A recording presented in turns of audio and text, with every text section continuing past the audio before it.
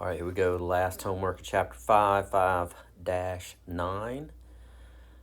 Building on what we did last in 5-8. Again, I'm going to do, every time I do one of these, I'm going to draw a picture, and I would recommend you doing the same. But all these problems right now, we're assuming normal distribution. So we got a bell curve, and I put my mean right in the middle. So it says a newspaper article reported that people spend a mean of 7 hours a day watching television with the standard deviation of 1.8. Psychologists would like to conduct an interview with 15% of the population who spend the most time watching television. All right, so we got to figure out, well, what's the number that cuts off the top 15%? So here we go. In my picture, here's, whoops, let's fix that. Oh dear. So here, fix that up there. And here's the top 15% right here. Top 15% of my people are going to be in that part of the graph. I just need to know, what's this number? What's this value that's going to cut off the top 15%?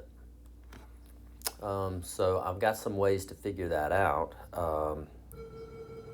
I've got my inverse norm that I can use. Since I've got area, I can use inverse norm. And my inverse norm, if I were to type in, if I were to do this, type in the area, the mean, and the standard deviation, I'm going to get the wrong answer. Because what the calculator does is if I type, it's going to assume that 15% is at the bottom. Okay, it's going to assume that if I type this in. So I got to understand there's this graph, the area under this curve is 1, so that means there's 85% on the other side of this line right here, 0.85. So if I were to fix this by changing this to 0.85, 7 and 1.8 for my standard deviation, that should give me the answer I'm looking for. So let's see. I'm going to type in 0.85, 7, 1.8, and it gives me 8.87 as an answer. So what that means in context of the problem is that the 15% of the population watch TV 8.87 hours or longer. All right, so that's that one. Moving on to the next one. Got a normal distribution. It says Joe, a highway safety inspector, is concerned about the potential for accidents caused by boulders that fall down a sandstone cliff beside a main highway. As part of an accident simulator, Joe builds the model's weights using a normal distribution with a mean of 564 kilograms and a standard deviation of 100. The question is, find the percentage of boulders that weigh between 640. Okay, 640 is going to be on this side of the mean, and 696. So boom. So I'm looking for that area basically. It says round your answers to 2 decimal places. Well, I'm looking for area, so this is a normal CDF problem.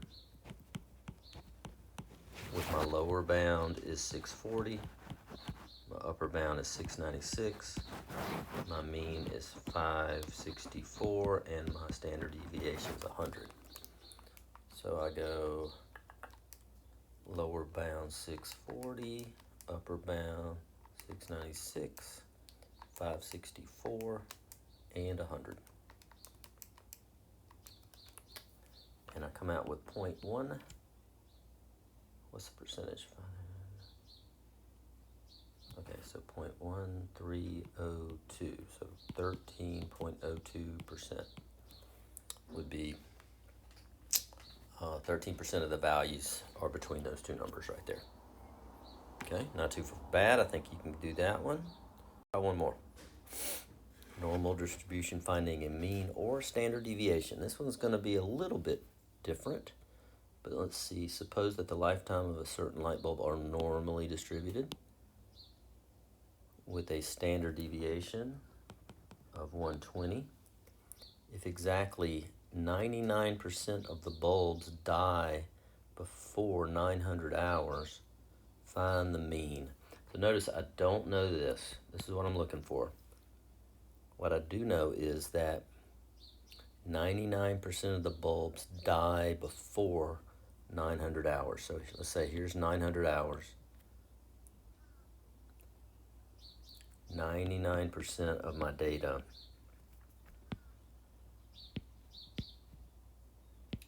is going to be over here.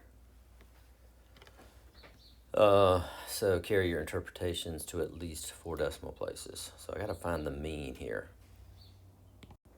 All right, so to do this, I got to think about if I just had a standard normal graph. Remember standard normal, boom, mean in the middle, standard deviation is 1, and I was looking for 99% of the data. I could do inverse norm on this information and find out that I'd have to go 2.33 standard deviations over here in order to get 99% to the left for this to be 99%. Okay, so basically I know that this value right here is that many standard deviations away from the mean.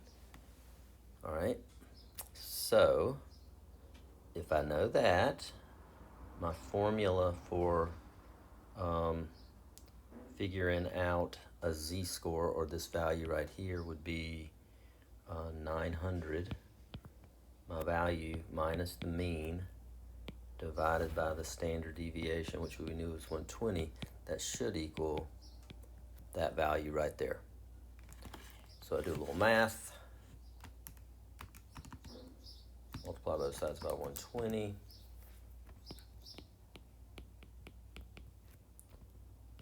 279.6. Subtract 900 from both sides. I get negative x equals 620.4, negative 624. So x equals 620.4. So the mean of this is going to be 620.4 for that one.